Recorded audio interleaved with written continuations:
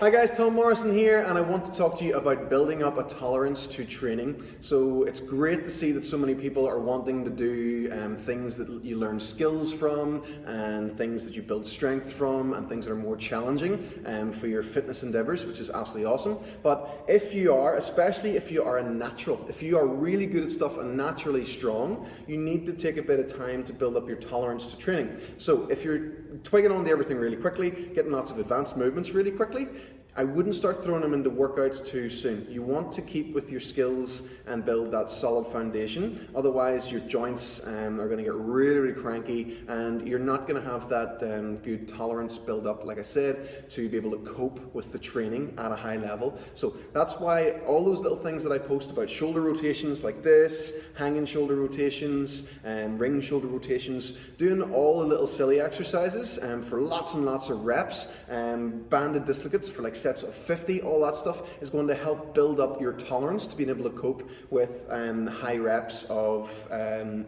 certain gymnastic movements, anything that required by CrossFit really, heavy Olympic lifting as well. You want to not even think of like doing fractional plate raises or anything like that there for giant sets, like it's a thing. It's just something you do for the fun of it. You don't even want to register that as exercise. It's just something you could do all day long. If you never struggle with those exercises, then you're going to be able to train at a higher level, you're going to recover better, and you're going to be able to cope with the training, which is the most important thing for your longevity. So make sure that any of the little silly exercises that I post that don't look very fun, do them for sets of 1,000,000, and your overall tolerance for the fun stuff is going to be a lot better, and you will hopefully avoid injuries a lot better, and you will be able to train harder. So get on it.